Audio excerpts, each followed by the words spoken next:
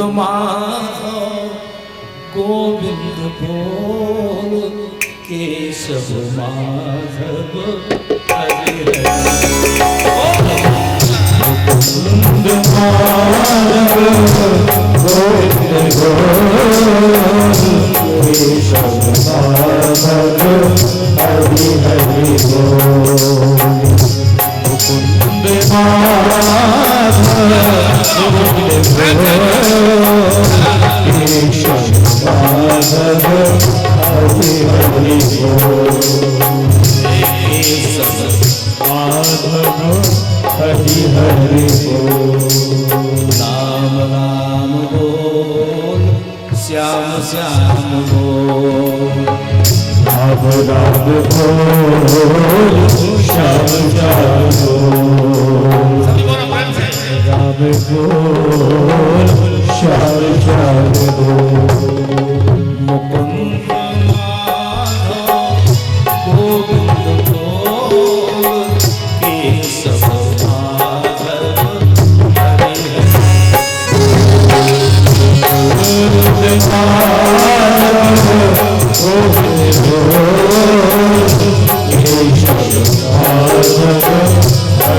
हरि हरि बोल।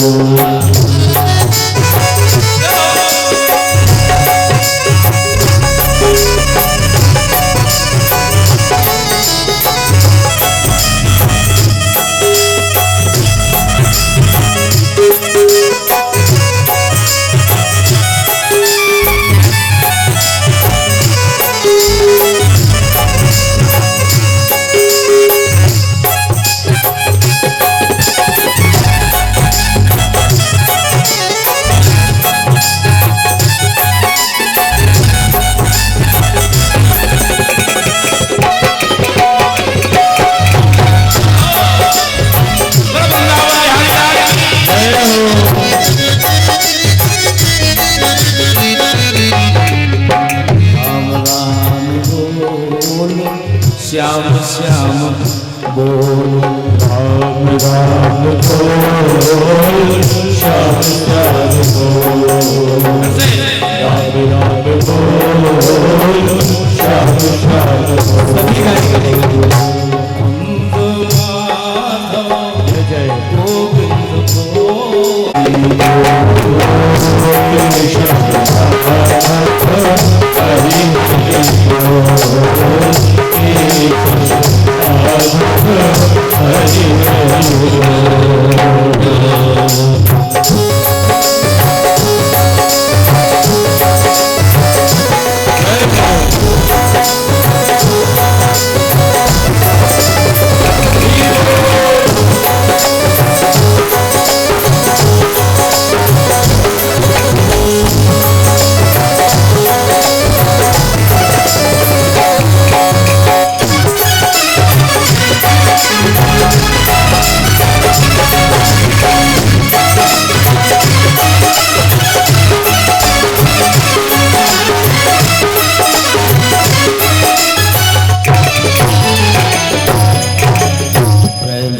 वृंदावन बिहारी लाल की जय हो। राधा माधव सरकार की जय हो। यहाँ बंधुओं साड़ूमल ग्राम में जो श्रीमद् भागवत महापुराण सप्ताह ज्ञान यज्ञ प्रवचन चल रहा है, यहाँ शुभारंभ हो रहा है भागवत का। मैं आपसे एक बात कहूँ, संसार में जितने ग्रंथ हैं उनका जब शुभारंभ होता है तो किसी न किसी देवता का नाम लेकर स्तुति की जाती है।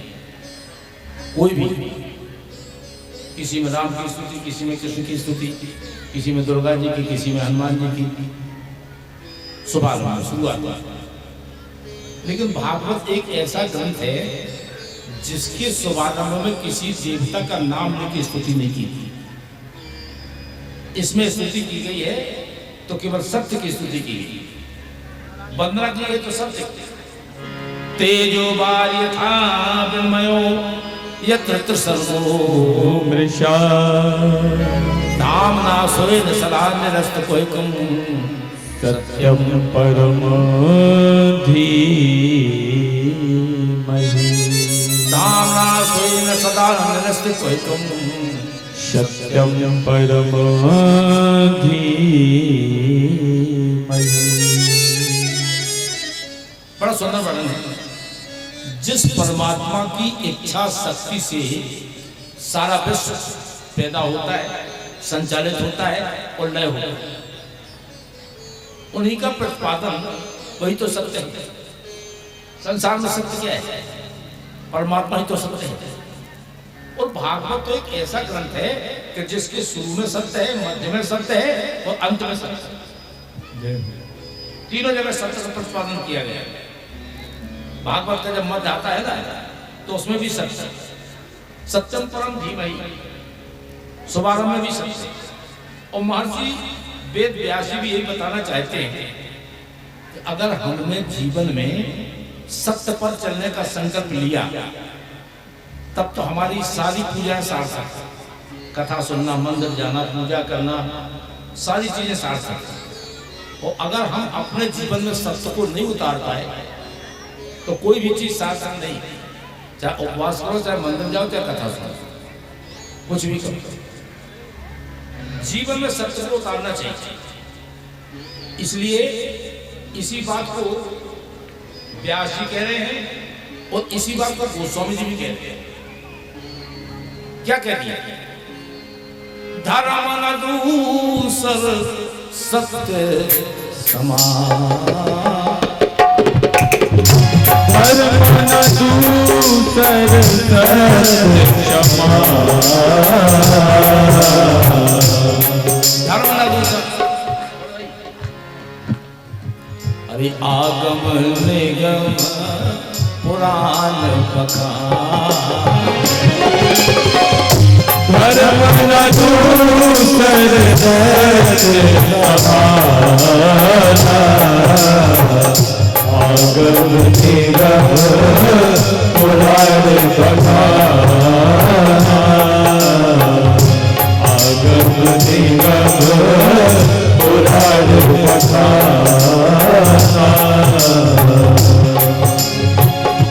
धर्म न दूसर सत्य समाना, धर्म न दूसर सत्य समाना, आगम निगम पुराण बखाना, आगम निगम पुराण बखाना।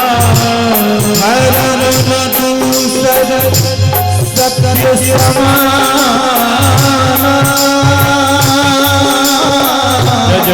आगम निगम पुराण बखाना, आगम निगम पुराण बखाना। धर्म न दूसर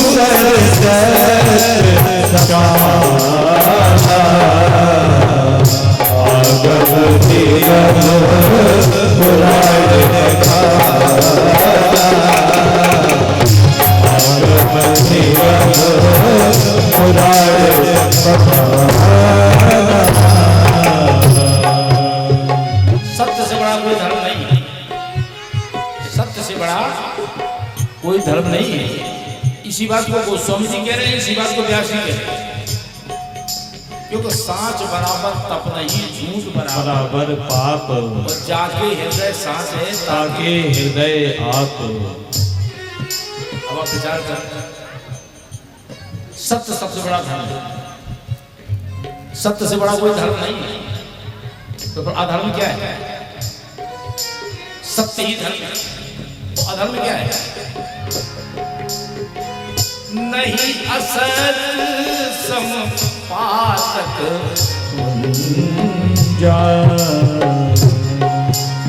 सत्य है धर्म, असत्य है अधर्म। नहीं असत समपातक गिरि समोहि की कोटिक नहीं असत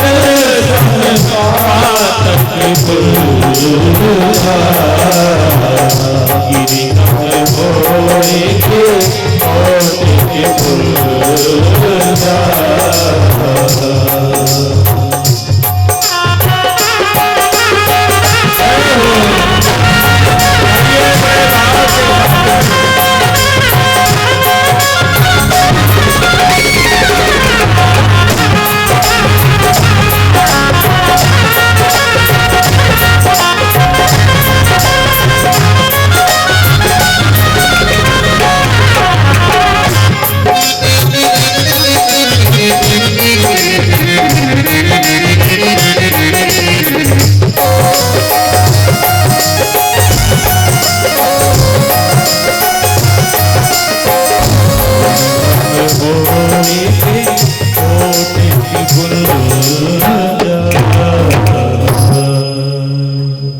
इस जीवन में हमें ज्यादा से ज्यादा सत्य का प्रतिपादन करना चाहिए, सत्य बोलना। यह संकल्प ले लो कि हम आज से सत्य ही बोलेंगे। उस सत्य का प्रतिपादन ही श्रीमद् भागवत है। आज हम कला भगवान की कथा सुन रहे हैं, संकल्प लेकर कथा सुन रहे हैं, लेकिन इस कथा सुनने का फल हमें कब प्राप्त होगा पता है? जब हम संकल्प कर लेंगे आज से हम सत्य ही बोलेंगे, क्योंकि सत्य का प्रतिपादन ही तो श्रीमद् भागवत। भागवत में धर्म का निरूपण किया गया। एक परम धर्म क्या है? जो संतों के जानने वाले निष्कपट संत है, उनके समझने के श्रीमद् भागवत है। ऐसी कथा है क्या है? तो सत्यम शिवम सुंदरम,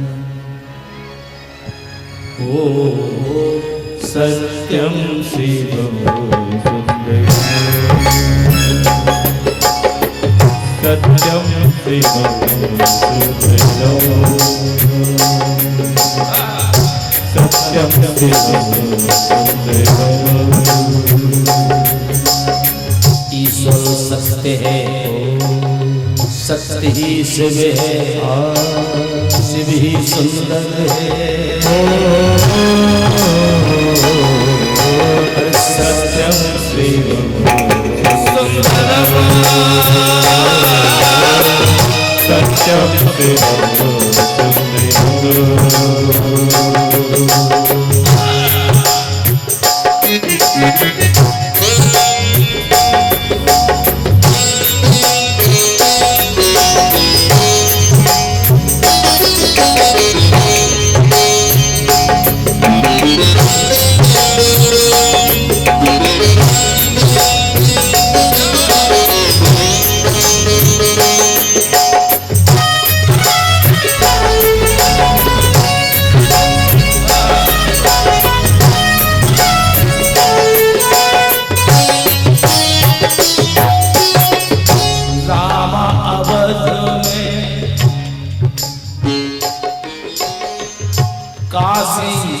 में शिव कान्हा वृंदावन में। अयोध्या में रामचंद्र सरकार, काशी में विश्वनाथ जी, कन्हैया वृंदावन में। लेकिन आज हम सबको यहाँ आमंत्रित कर रहे हैं कहाँ? साड़ूमढ़ी, इस प्रांगण में। दया करो प्रभु नेक बने हम, करो प्रभु नेक बने हम। इस घर के आंगन में राधा मोहन शरणम। सत्यम शिवम सत्यम शिवम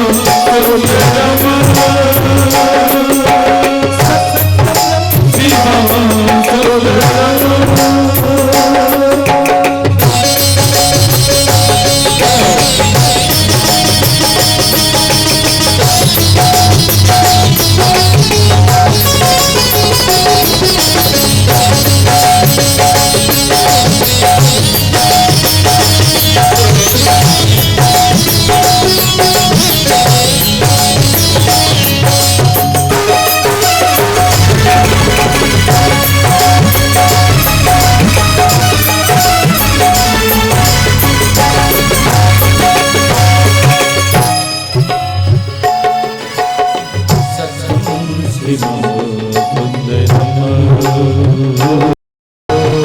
सत्यं शिवं सुन्दरम्। भागवत की कथा इतनी चिन्मयी कथा है तो जब हम कथा सुनने की विचार करते हैं घर पर, अभी हम कथा सुनने को आए नहीं हैं, जैसे ही घर पर हम सोचते हैं कि आज हम कथा सुनने जाएंगे, उसी समय कन्हैया का प्राकट हमारे हृदय में हो जाता है, कन्हैया प्रकट हो जाता है। जब हम विचार करते हैं, कथा कराना कथा सुनना साधारण बात नहीं है, जब उनका प्राकट हो जाता है हृदय में तभी कथा सुनी जाती है, तभी कथा सुन पाते। हम 7 दिन तक कथा सुन रहे हैं, बड़े भाग्यवान। अगर नहीं सुन सके तो जब भी हम कथा का विचार बनाया तभी भगवान प्रकट हो जाता है हमारे हृदय में। निगम कल्पतरोरिगल्पं फलं सुखसुमं मुखामृतद्रव संयुतं पिबत भागवतं रसमालयं मुहुरहो रसिका भुवि भावुकाः। सज्जनों, एक वेद है, वेद रूपी कल्प वृक्ष है, उसी कल्प वृक्ष का पका हुआ फल है श्रीमद् भागवत। हाँ, एक तो श्रीमद् भागवत फल है, तो इस फल में तो सुखदेव जी की चोंच लग गई तो और गारंटी होगी, फल तो मीठा है, लेकिन सुखदेव जी का मुखार फल लग गया ना। जिस फल में सुखदेव जी चोंच मार दें तो उस फल की गारंटी हो जाती है कि मीठा है। ऐसी तो भागवत है भाई, फल में तो गुठली भी होती है, छिलका भी होता है, लेकिन भागवत तो एक ऐसा फल है, इसमें तो ना गुठली ना छिलका कुछ नहीं, इसी तो लिख दिया पिबत भागवतम रसमालयम मुहुरहो रसिका भुवि भावुका। भागवत के रस को पियो। अब आप विचार करो कि भागवत सुनी जाती है कि पी जाती है? अब सुनने का मतलब तो होता है कि यहाँ से सुना यहाँ से निकल गया, यहाँ से सुना यहाँ से निकल गया, और पीने का मतलब जो गले से नीचे उतर जाए उसको बोलते हैं पीना। भागवत की कथा रूपी अमृत को पीना चाहिए। अगर अमृत मिल जाएगा आपको, एक कप एक गिलास मिल जाए तो वो सुनो का पियो। भागवत रूपी अमृत, इस अमृत को पीना चाहिए। पिबत भागवतम रसमालयम मुहुरहो रसिका भुवि भावुका।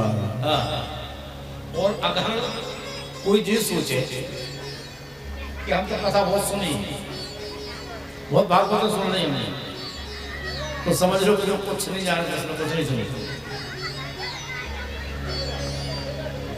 तो कथा तो सुनी सुनाई है, कथा तो सब जाना था, और नई कथा तो है नहीं, कथा तो सुनी सुनाई है, लेकिन जानते हुए भी कथा फिर क्यों सुनती?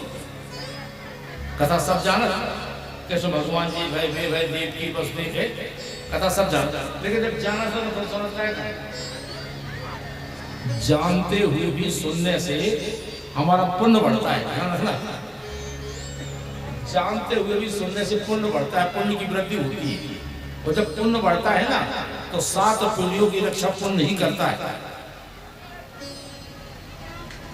मोटरसाइकिल से खुचर जाए तो कत के कोनो पुण्य नहीं आड़े, तो पुण्य जब हुई है तो आड़े हो जाए, नहीं हुई है तो क्या आड़े है?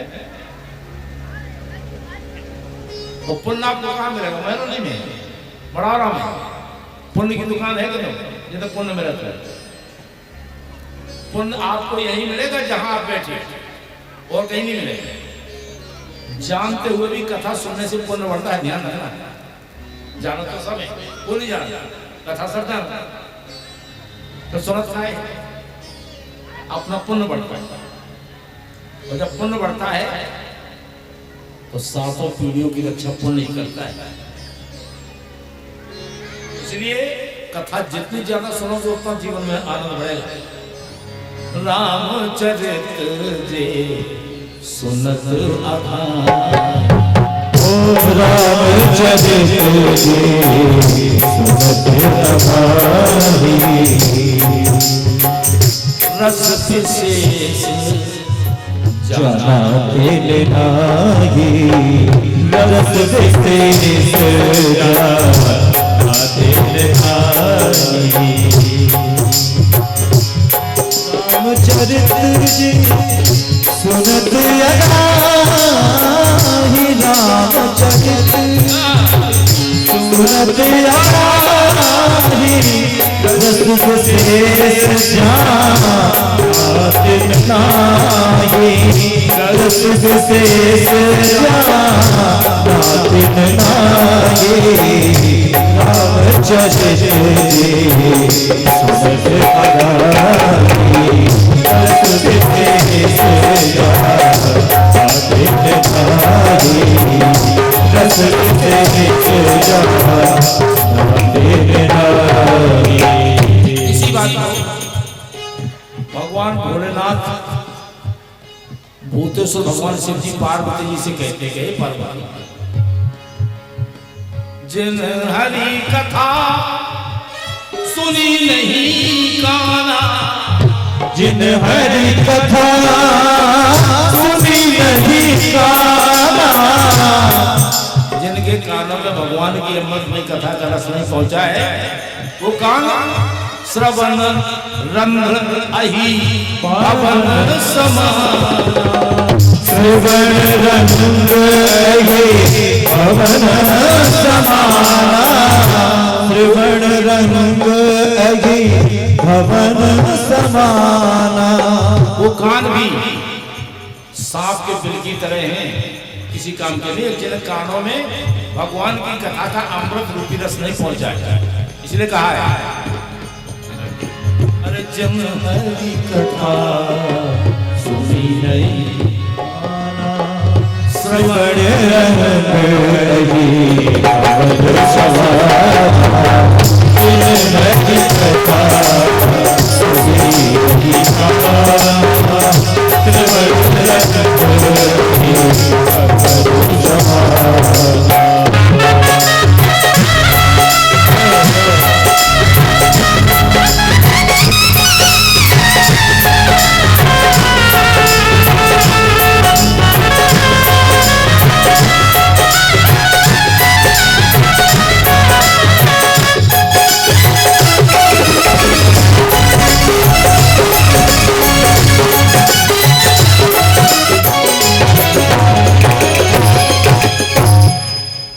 प्रेम से बोले राघव सरकार की जय हो। आइए अब हम उसी प्रसंग पर चलते हैं जहां बड़ा सुंदर स्थान है, नैमिषारण्य तीर्थ क्षेत्र, जहां संतों की मंडली के बीच में श्री सूत जी महाराज का पदार्पण हुआ है। और जब संतों ने सूत जी से महात्मा के बारे में श्रवण कर लिया, तया खलानुसाराणि सेतिहासानि चानक, आख्यातानपधीतानि धर्मशास्त्राणि आयुत। आज सोनकादिक ऋषि सूत जी महाराज से कहते हैं, हे महाराज, आप तो पुराणों के ज्ञाता और जानकार हो, मुझे बताइए, आपसे कुछ पूछने का मन हो रहा है। आज सूत जी महाराज से 6 प्रश्न पूछे हैं सोनकादिक ऋषि, और इन्हीं 6 प्रश्नों पर आधारित पूरी भागवत की कथा है। कौन से प्रश्न?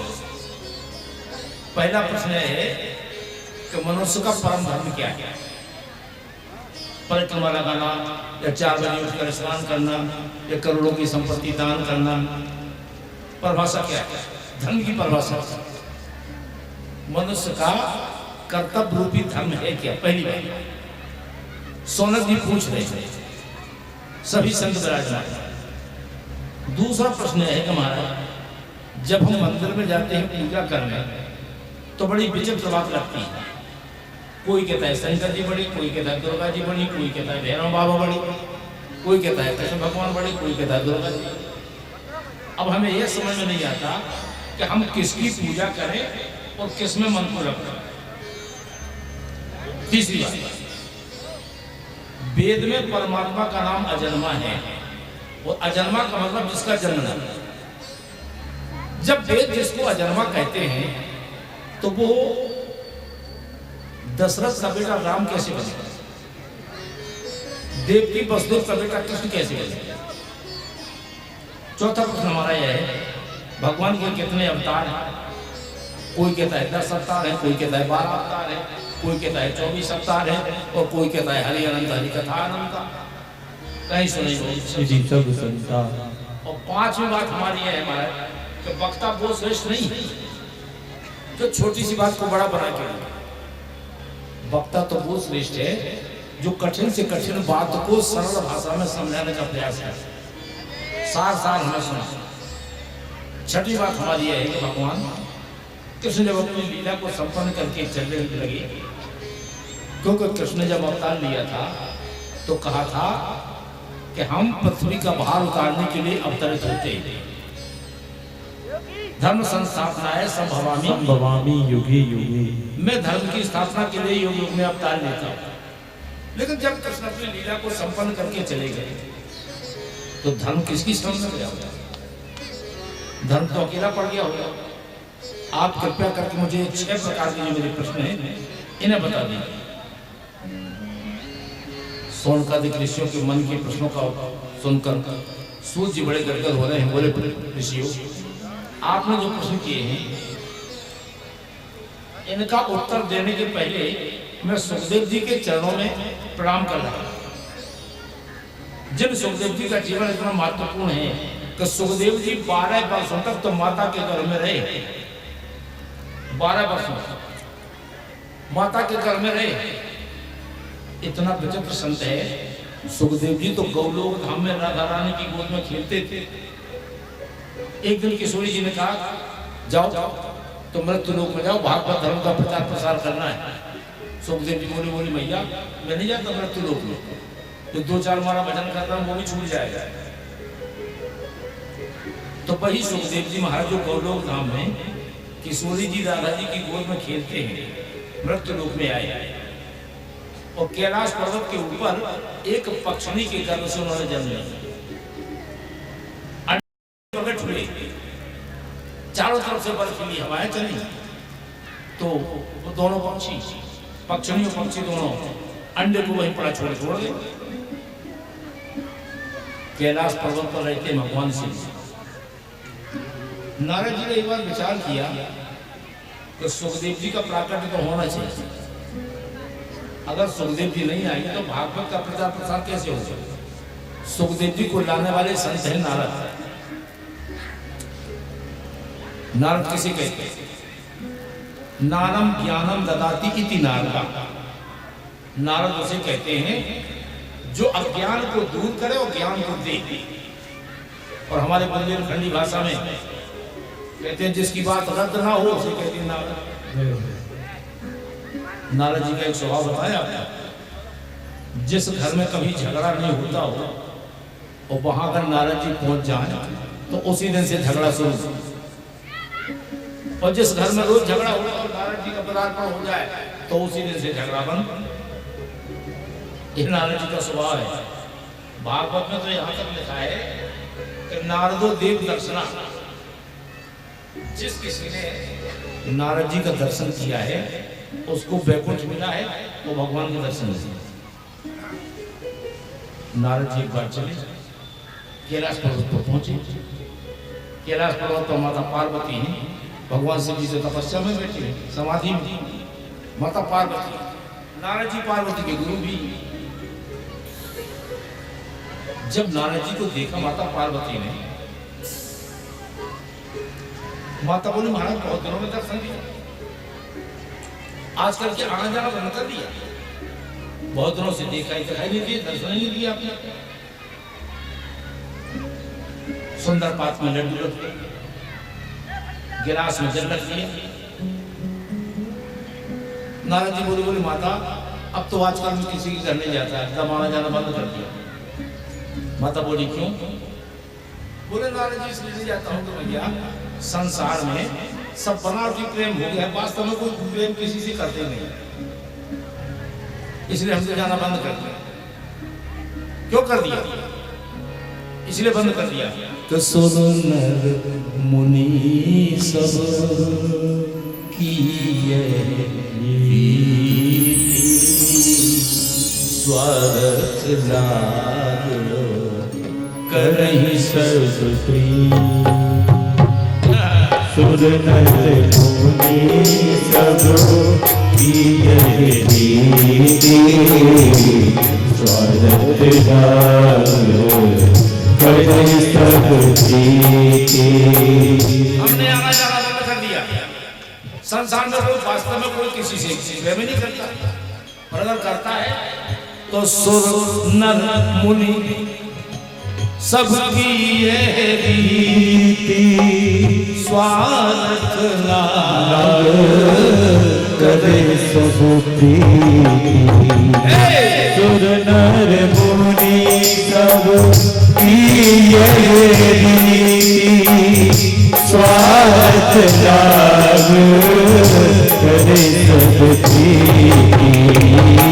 सुर नर मुनि सब किए रीति स्वार्थ लाग करे सब प्रीति।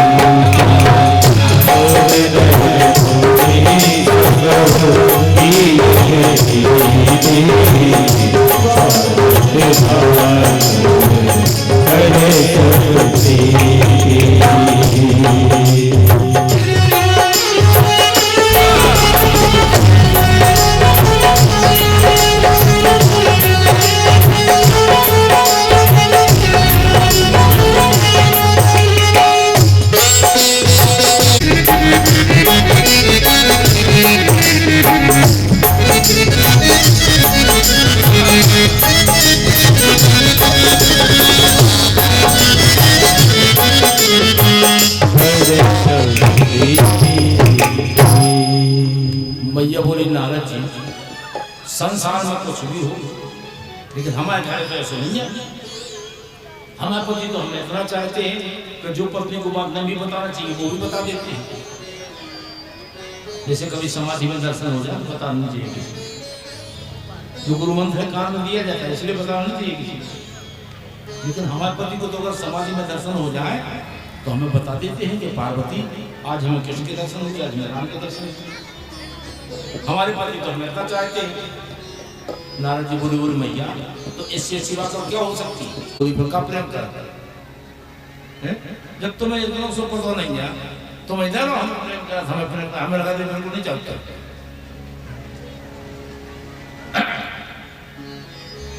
24 घंटे जिस माला को पहने रहते किसकी मरने लगी है बताओ, तो हमें इतनी बात पता नहीं है। अब नारद जी तो यहाँ से चले गए, बोले मैया हम लोग जा रहे। नारद जी यहाँ से चले गए और पार्वती जी ने सोचा कि हे भगवान हम अपने पति को परमेश्वर मानते हैं तो भी हमारा कोई मान नहीं करता। आज पार्वती जी ने सुंदर वस्त्र आभूषण उतार के रख दिए। कहते हैं ना पहले के राजा महल बनवाते थे तो उसमें खूब भवन बनता, रानियों के उठने का कमरा था एक गई भी गई थी। पार्वती जी मरण वस्त्र पहन ली, सुंदर वस्त्र उतार के रख ली। अब नारद जी जैसे यहाँ से गए और शंकर जी वहां से आ रहे थे। नारद जी रास्ता में मिले, बोले महाराज तुम घर जल्दी जाइए, माता जी ने याद करो आपको।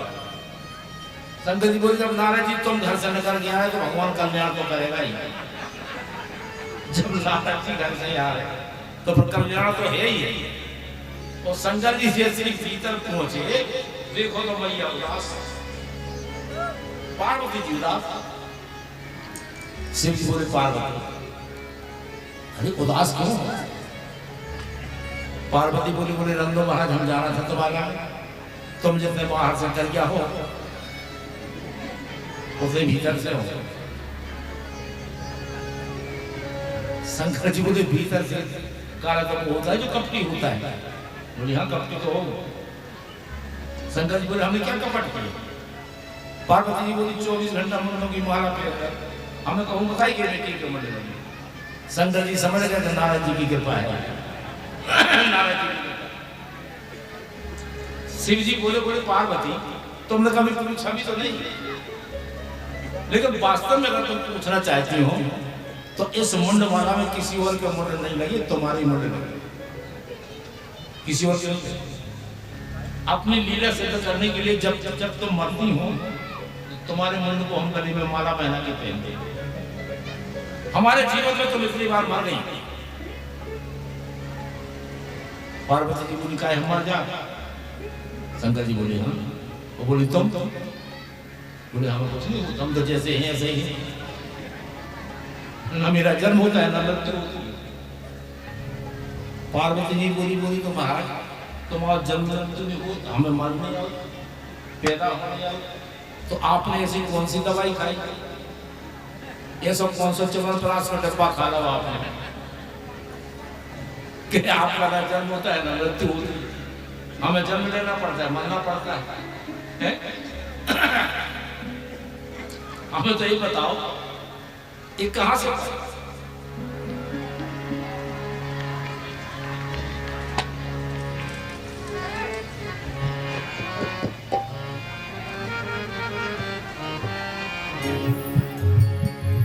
अरे ये मुंडमाला कहां पाई पिया,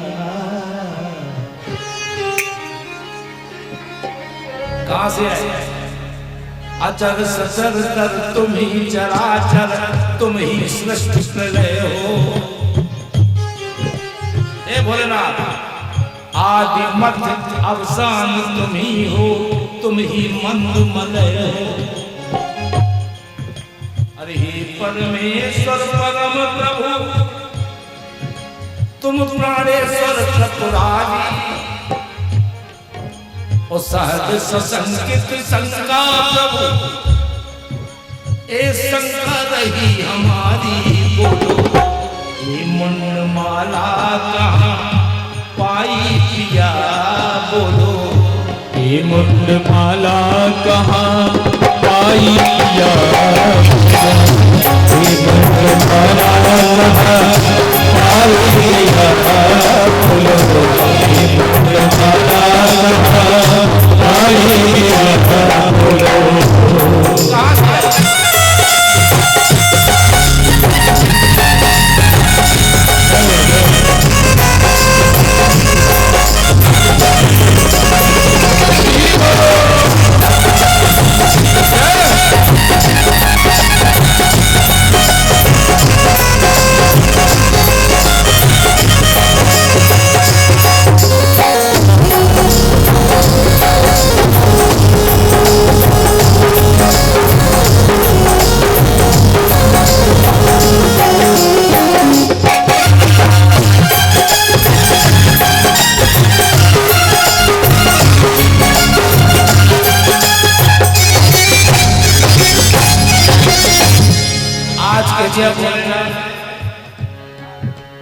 जब जब भी तुमने तन त्यागा पैसर मैंने धारा, उन्हीं सिरों का सुनो सिवा तुम ये का हाल हमारा। काम काम रही न कोई फिर भी साथ तुम्हारा। तुम्हें पता है कि मैंने कामदेव को नष्ट कर दिया। ओ काम के कौतुक कामारी कोई न जानहारा। करुण कृपालु ऐसा काम क्यों किया, बोलो ये मुंडमाला पाई पिया, बोलो ये मुंडमाला कहाँ पाई पिया, बोलो ये मुंडमाला कहाँ पाई पिया, बोलो।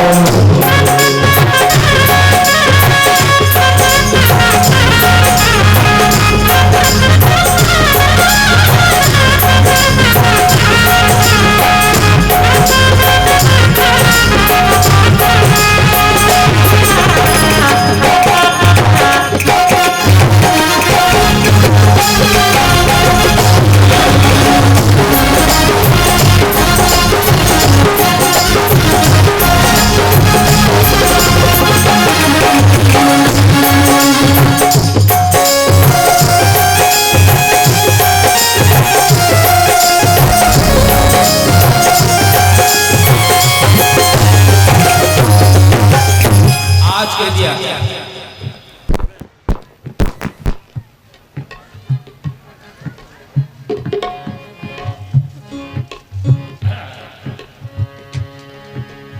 ए पार्वती, एक बात बतलाता तुमको किसी की ना जो जानी। अरे होता अमर सुनेगा जो भी पावन अमर कहानी। इस जग का तो भव भ्रम छूटे पड़े न जग में आना। हाथ जोड़ से मैया बोले महाराज, अरे हे परमेश्वर मुझे बताओ, हमें भी बताओ। दीन बंधु तुम दया के सागर, अरे हमको भी बतलाना। प्रभु ने दिया ज्ञान फिर भी माने ज्ञान न दिया। ये मुंडे माला कहाँ पाई पिया,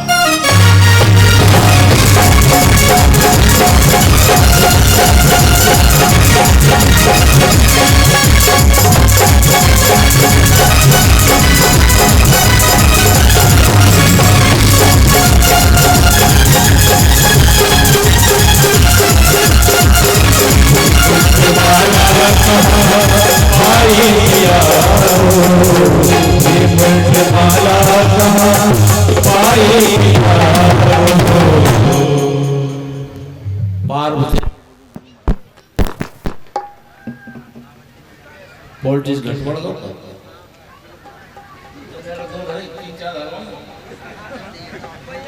जब 2 जनरेटर हाथ में उठा पा रहे तो 33 के भी लगवा दो।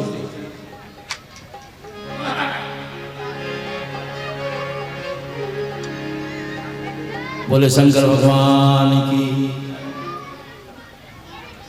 मैंने अमर कथा का पान किया। पार्वती जी बोली हमें भी तो सुनाओ अमर कथा। शिव जी बोले पार्वती, भागवत की कथा के कुछ नियम होते हैं। पहला नियम तो यही है कि भागवत की कथा बिल्कुल व्यास के सामने बैठ के सुनना चाहिए,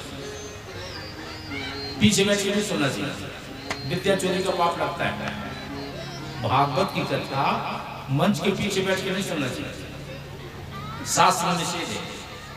भागवत की कथा में बीच में उठना नहीं चाहिए, व्यर्थ की बातें नहीं करना चाहिए।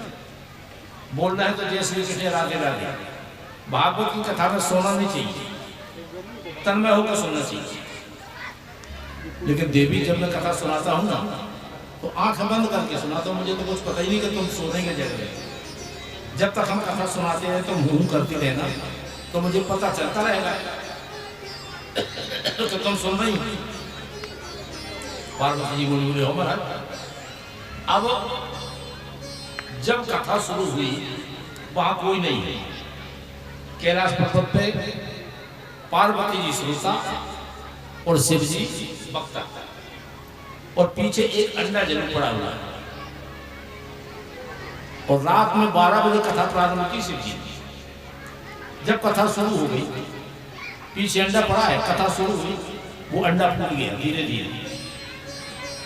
जब 5-6 दिन कथा चल रही है, श्री कृष्ण की कथा सुना रहे हैं शिव जी, वह अंडा फूट गया, पक्षी निकल आया, पक्षी बड़े प्रेम से सुन रहा। जब शिव जी ने कहा देवी पार्वती, जब उद्धव को पता चला कि प्रभु अपनी लीला संपन्न करके जाना चाहते हैं, उद्धव ने चरणों में प्रणाम किया। हे योगेश्वर विन्यास, यह बताइए कि संन्यास क्या है और वैराग्य क्या है। ये ज्ञान में प्रसंग जब चल रहा था, उसी समय पार्वती जी को झपकी लग गई। पार्वती जी सो गई। और पार्वती जी की हूं बंद हुई। उस पक्षी ने सोचा, जो पीछे है, उस सब पक्षी ने सोचा अमर कथा बंद ना हो, तो पार्वती जी की आवाज में उस पक्षी ने हूं करना शुरू कर दिया। अब शंकर जी की कथा ऐसे थोड़ी 3 घंटा का,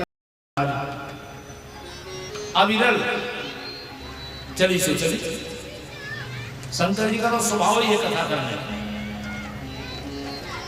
कथा चल रही है, पार्वती जी सो गई। इसीलिए पार्वती जी को नींद आ गई कि शंकर जी कथा सुना रहे।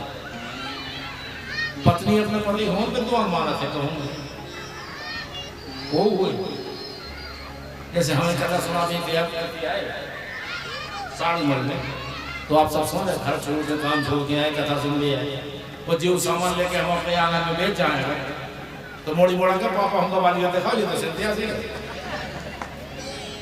तो बाल को सही है। अरे सब समय की बात होती है। शंकर जी ने कथा सुनाई पार्वती जी सुनी, और जब शिव जी ने कहा बोल कन्हैया लाल की जय हो। एक जगह पार्वती बोली बोली महाराज तेरे का कही भगवान ने उधो से बोले का कही, तुमने नहीं सुनी? बोली हम नींद आ गई तुम्हारे वहां पर, हम तो सो गए। शिव जी ने पूछा जब तुम सो गई थी तो फिर जो हूं की आवाज कहां से आई? दाएं देखा, बाएं देखा, पीछे देखा, तो एक सुख पक्षी हूं की आवाज कर। शिव जी ने सोचा इसने अमर कथा सुनने से मुझे कोई विरोध नहीं, लेकिन इसने नियम के विरुद्ध कथा सुनी, पीछे बैठ के कथा सुनी, इसलिए अपना त्रिशूल लेकर उसको मारने के लिए दौड़े। त्रिशूल का नाम है विजय, शिव जी की। उस त्रिशूल को लेकर मारने दौड़े और पक्षी ने वहां से उड़ना शुरू किया। अब कैलाश पर्वत से नीचे उतर के ये तो पड़ता है बद्रीनाथ। बद्रीनाथ में व्यास जी की कुटिया है, जैसे कहते हैं सम्यप्रास, उसमें उनकी पत्नी पिंगला बैठी। पिंगला बोले बोले महाराज इतने दिन हो गए अभी तक एक ही बेटा तो हुआ नहीं। व्यास जी बोले चिंता मत करो, चिंता मत करो, सब भगवान कल्याण करेंगे, भगवान कल्याण करेंगे। और उसी समय पिंगला ने मोह पाया, उबासी दी, तो वह सुख पक्षी उनके मुख के द्वारा उनके घर में प्रवेश कर गया। पर सुखदेव जी महाराज की जय हो। शंकर जी देखकर चले गए, शंकर जी देखकर चले गए।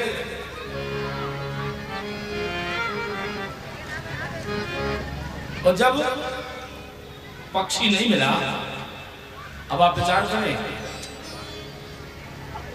जब गर्भ में वह सुख पक्षी 12 वर्षों तक माता के गर्भ में रहे, सुखदेव जी 12 वर्ष रहे हैं गर्भ में, और सुखदेव जी की कथा से हमें शिक्षा मिलती है कि सारी दुनिया जिस गर्भ की बुराई करती है, गर्भवास समम दुखम ना भूतो ना भविष्यति। गर्भ में जैसा कष्ट हुआ है वैसा न कभी हो सकता है न कभी होगा। आप विचार करें, गर्भ तो एक मलमूत्र की कोठरी, उसमें जीव कैसे रहता होगा? 9 महीने उल्टा लटका रहता है, कैसे रहता होगा? माता उस गर्भ में, उस मलमूत्र की कोठरी में वो जीव उसको छोटे छोटे कीड़े काटते हैं। माता अगर गर्म चीज सेवन करती है तो उसको कष्ट होता है, माता चिटपटी चीज सेवन करती है तो जीव को कष्ट होता है जो गर्भ में पड़ रहा है। एक दिन व्यास जी की पत्नी बोली बोली महाराज हमारे पेट से तो कुछ मंत्रों की आवाज आ रही है। व्यास जी बोले जरूर कोई ज्ञानी पुरुष होगा। बोली परमेश्वर ज्ञानी पुरुष तो होगा, लेकिन बाहर आने को तो नाम नहीं ले रहा। 12 साल हो गए, 12 साल रह जा। व्यास जी बोले बोले बेटा तुम्हारी माता को बड़ा कष्ट हुआ तो निकल के बाहर आओ। बोले बाहर नहीं आओ, बाहर आओ तो नहीं माया निपट जा। और कैसे निपट जा? भूमि पर आभा डाबर पा, भूमि पर आभा डाबर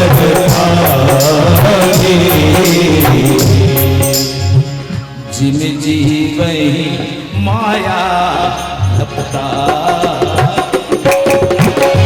भूमि परा भागावन भारे जिम जीव ही माया लपटारे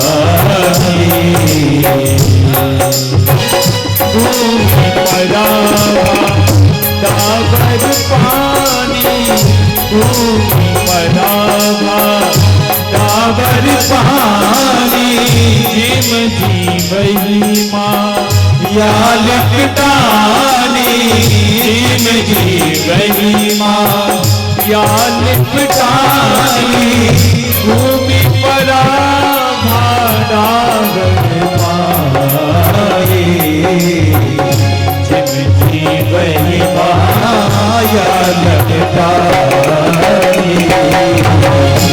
जिम जीव ही माया लपटानी।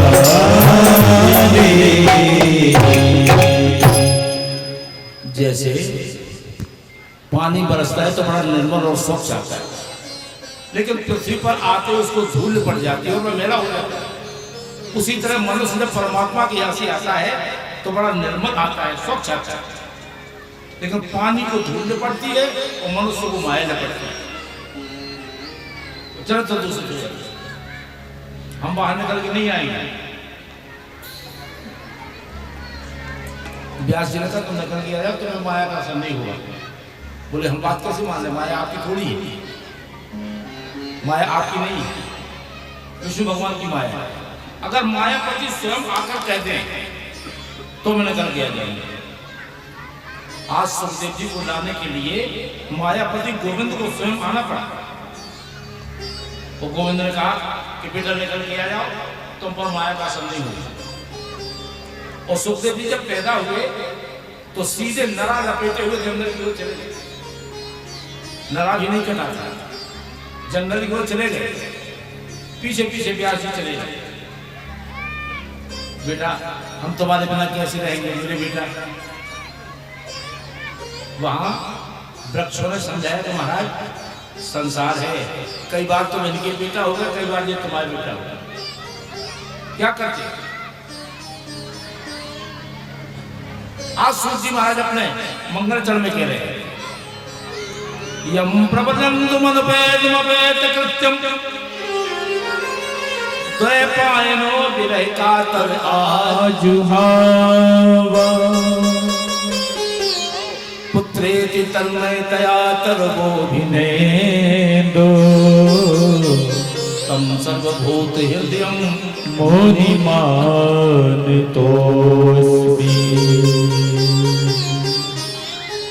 जन्म लेते ही साथ जिसने संन्यास ग्रहण किया हो, जिसके शरीर पर 4 अंगुल की लंगोटी नहीं, पुत्र पुत्र कह के व्यास जी पीछे पीछे चले जा रहे हैं। ऐसे सुखदेव जी महाराज के चरणों में हम प्रणाम करते हैं। व्यास जी को जवाब मिला, अरे संसार है, कई बार आप इनके पिता हो गए, कई बार ये तुम्हारे पिता हो गए। ऐसे परम वंदनीय आदरणीय सुखदेव जी महाराज को लौटा कर लाने की सामर्थ्य जिन व्यास जी में नहीं है, उनका जीवन चरित्र तो ऐसा है कि मनुष्य के जीवन को परिवर्तित करने वाला है सुखदेव जी का चरित्र। इसलिए तो कहता हूं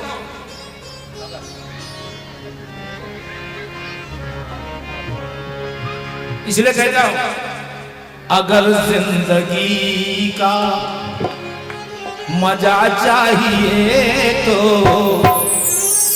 कपट के लगे इन कपाटों को खोलो।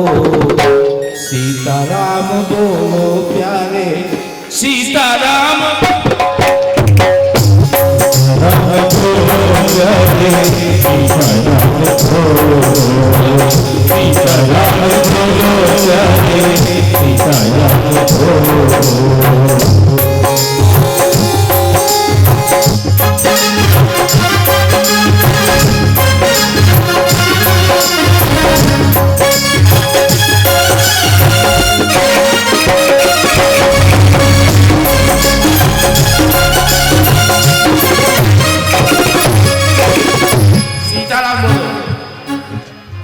क्यों कहा है पैसा पैसा हो या न हो काम ऐसा करो, पैसा हो या न हो काम ऐसा करो, सादगी से रहो कुकर्मों से डरो, सादगी से रहो कर्मों से डरो, मिले दुखी सुखी, मिले दुखी सुखी तो प्रसादी लगा लो, मिले दुखी सुखी तो प्रसादी लगा दो, रूखी सूखी भी खाओ और उसका अगर भोग लगा लो तो प्रसाद हो जाएगा। रूखी सूखी खाए के ठंडा पानी पी, देख पराई चूपड़ी मत लग जावे, केवल प्रसाद लगा लो। जो भगवान को चीज अर्पण कर दी जाती है उसकी महानता और बढ़ जाती है। गर्मा तो उसकी होती ही है, लेकिन जो भगवान को अर्पण कर दिया जाए उसकी महिमा भी बढ़ जाती है। मिले रूखी सूखी तो प्रसादी लगा दो, और पलंग यदि मिले ना तो धरती पे सो लो, सीताराम बोलो प्यारे, सीताराम बोलो, सीताराम बोलो प्यारे, सीताराम बोलो, सीताराम बोलो प्यारे, सीताराम बोलो।